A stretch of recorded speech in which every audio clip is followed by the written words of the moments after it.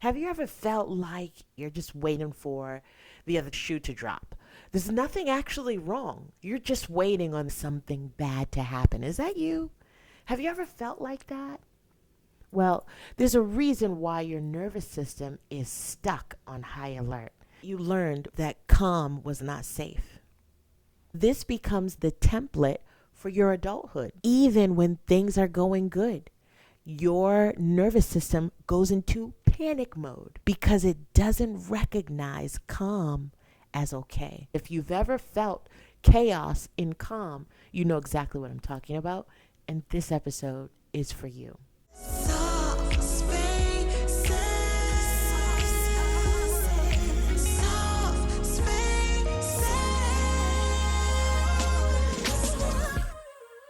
What I want is what I want is what I want. Soft spaces. What I want is what I want is what I want. Soft spaces. Welcome to Soft Spaces podcast, where I get to share a little bit of me to connect with a little bit of you so that together we can create a community of wholeness where our unmuted, raw, real, unfiltered voices get to find healing to be able to thrive in every area of our lives. My name is Yolanda Lewis. I am your host, and I got a question for you. Have you ever felt like you're just waiting for the other shoe to drop? There's nothing actually wrong. You're just waiting on the other shoe to drop. You feel anxiety, just never calm, always something going on inside, looking, waiting. You have this alertness that's just expecting something bad to happen. Is that you? Have you ever felt like that? Well, there's a reason why your nervous system is stuck on high alert. It's called hypervigilance. And in this episode, we're going to talk about how to release that and move into a place of calm. So let's first talk about hypervigilance. And I want to talk about hypervigilance versus hypovigilance. Hypervigilance is when your body is in a heightened alertness state. It's looking for the trouble. It's looking for the danger. It's looking for the triggers. Where are they at? Expecting them to happen. And this is not bad to have. That is how our body communicates through feeling and emotion. Okay? Our mind communicates through language, but our body communicates through emotions. So when you feel that sense of alertness, like you need to be on guard because something might happen, because something is wrong, there's nothing wrong with you. That is a natural occurrence. The challenge comes when you feel that even when nothing is wrong. So hypervigilance is that state of being on high alert for danger. Hypovigilance is when you went to the whole opposite end, where you're almost like in a frozen state. When you think of trauma responses, fight, flight, freeze, fawn, and fine, that's the new one.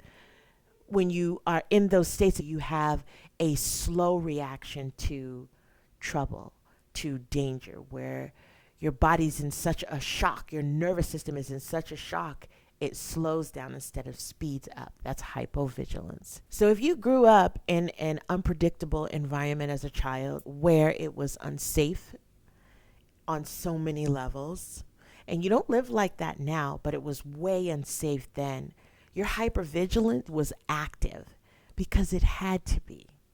That was the way it alerted you of danger, so you could make the choice to keep yourself safe in whatever way that meant. So being able to read your parents' mood swings, adapting to that kind of environment, that's one of the ways. So let's say you put yourself in this hypervigilant state because your parent was known to have a severe mood swing to where when they walk in the room, you better be still and out the way. Okay, you staying quiet to avoid conflict. Let's say that you grew up in an environment where there was always constant fighting, not just disagreements. I mean, fighting, or anything could turn into a fight. If you grew up in that kind of environment or you heard a lot of yelling, your hypervigilance may alert you to be quiet and close in. Not because you agree with what is happening, but simply to keep you safe through what is happening that you have no control over. Hypervigilance. Another way it could have showed up in your childhood is where you are always ready for something to be wrong. Always ready. So behind a compliment, you are ready for there to be something negative. Your hypervigilance puts you in that state where you know that something's about to happen. So you're just going to be ready for it because it always happens. This is what always happens. There's always mood swings. There's always arguments. There's always something bad about to happen or something bad being said to you. So your hypervigilance survived in that, which is why it learned to stay there. That was the messaging that your body took from the interpretation of your emotions to keep you safe from this external environment. In essence, what you learned was that calm was not safe. Calm is unrecognizable to you.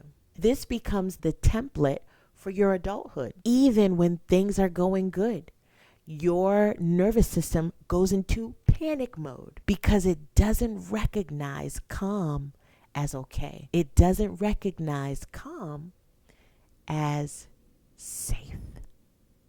So hypervigilance is your body's way to say, look, I've been through way too much to have my guard down, to let my guard down. And that's the thing about trauma. It doesn't just live in the mind where you think this thing. It actually lives in the body to where your body is responding in this way through hypervigilance because you learned that it's not safe out there. It's not safe out there outside of here.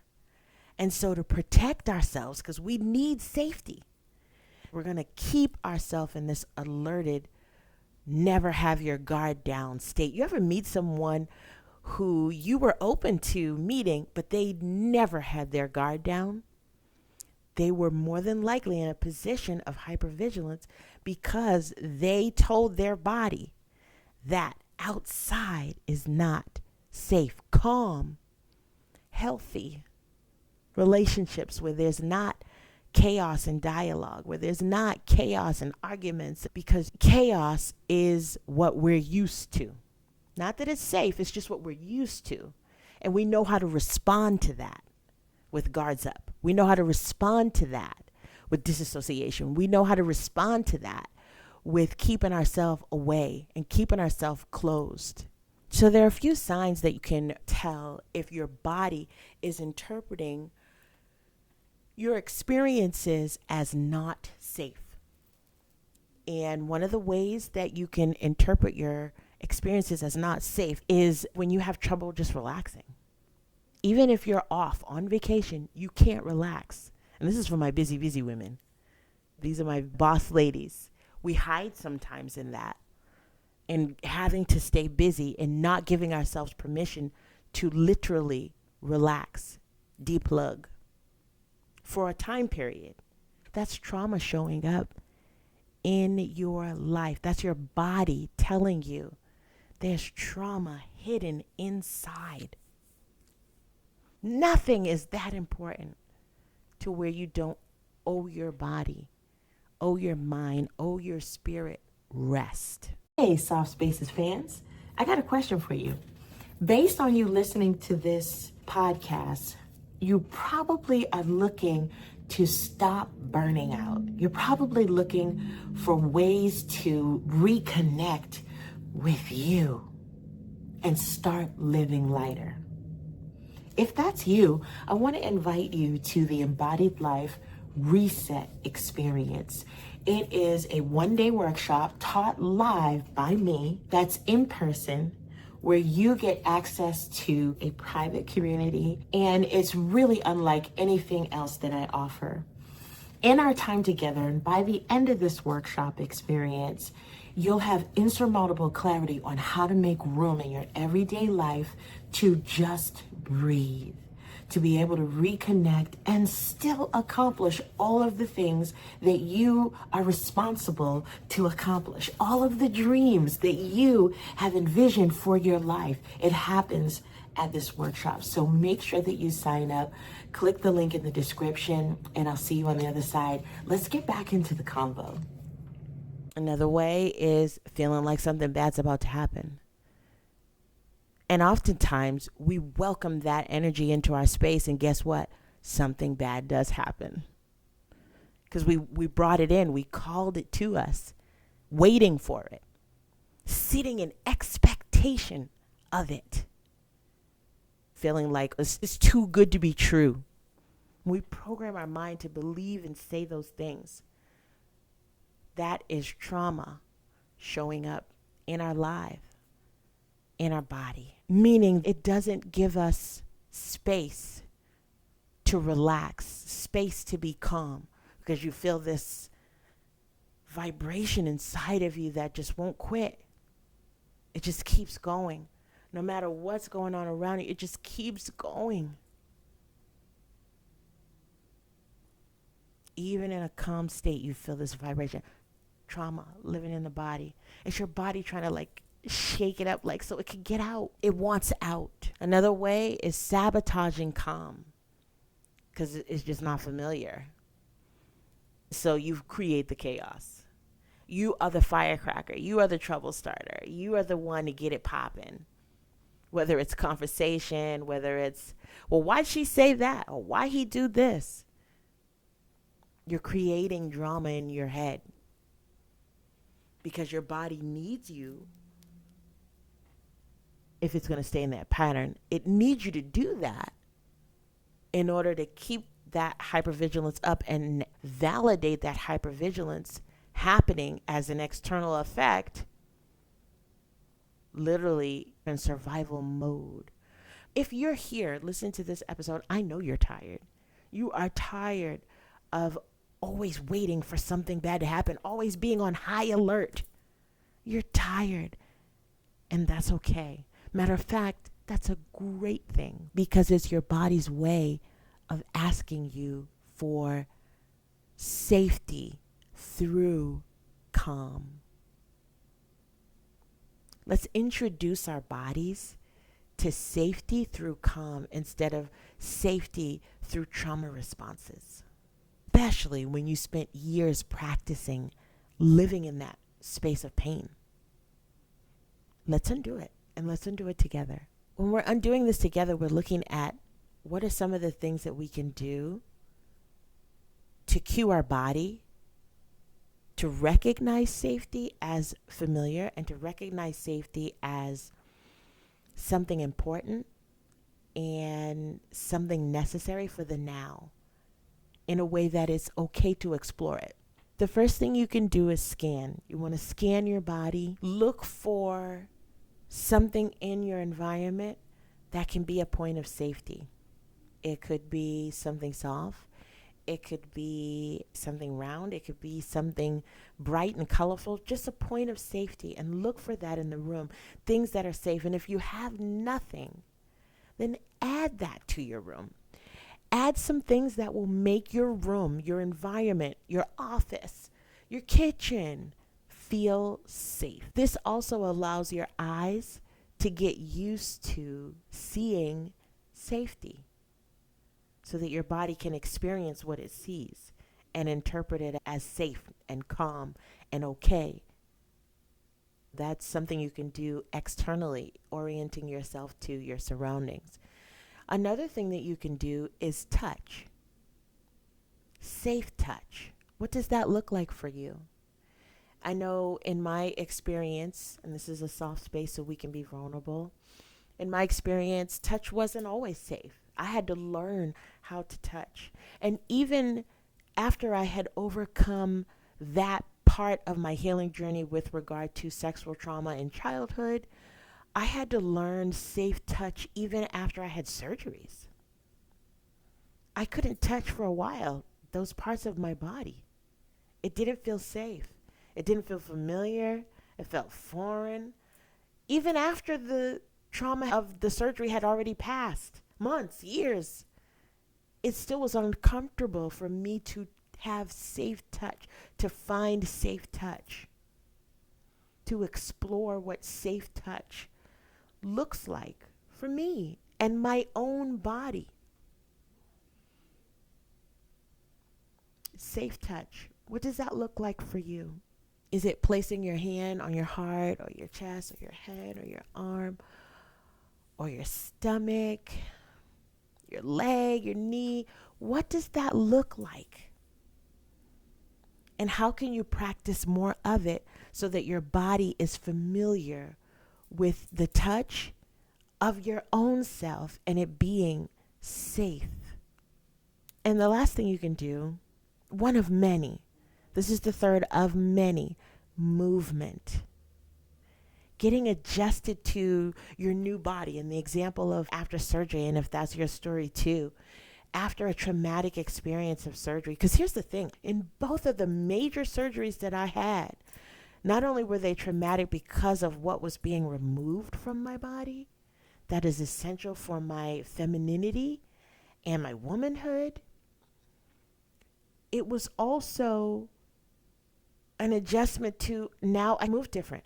Even being able to just lift my arm, or to where I wasn't apprehensive about the pain that could happen. Getting to that place, movement, being able to dance and just move your body in a rhythmic way. So when we're looking for safety in our body, movement is a strong part of that. So we have orienting our external environment, looking with our eyes, looking for safe things. We have safe touch, and then we have safe movement. What feels good to your body? We don't move sometimes enough, especially those in church. We think gyration is equivalent to hell. But we need to move our body. That's why God gave us the limbs we have. That's why we have the functionality. If you can move, move. No matter your size, you can't move your feet, move your arms. You can't move your arms, move your legs. And you can't move any of those things, smile. Movement, give yourself some movement. And of course, what you can always do is breathe. And when we breathe, we're entering into the soft space of being vulnerable to whatever wants to be released through that breath. So now, at this point in the episode, I invite you into this soft space where we can breathe into and absorb the healing that wants to manifest through our bodies in this moment. What is your body saying to you? Where is it telling you that you need to connect? Where is it telling you that there's some chaos happening that wants out? Where is it telling you that calm is dangerous? Where are you most hypervigilant? Let's tap into that area now. If you're driving, please don't close your eyes. Please do only what's safe for you. And if you are able, you want to close your eyes, let's close our eyes and be present to the now, to our body, and the language that it is speaking through emotions. You might want to cry. You might feel tense, and the breath is going to help us to release that and relax into it. We're going to take 2 inhales, deep breath, and 2 exhales, deep breath. And if your body wants to make a sound as you're exhaling, let it. Let it express itself in whatever way feels right. And if you feel like you need to breathe beyond this episode, please continue to do so. So let's take a deep breath in through your nose. Fill up your lungs, fill them all the way to this max capacity. Hold it and release. Completely dropping the breath with the shoulders, completely relaxing our arms, our legs, melting into wherever you're seated. Feeling our environment, feeling our body, listening to the message that it's trying to send. deep breath in through your nose. One more breath. Hold it. And exhale. As you think about this moment and this episode and everything that we talked about, what resonated for you? Drop it in the chat below. Let's talk about it. And in the meantime, I want to thank you for joining the episode. I hope you enjoyed it. And I look forward to seeing you on the next. For now, take care and God bless.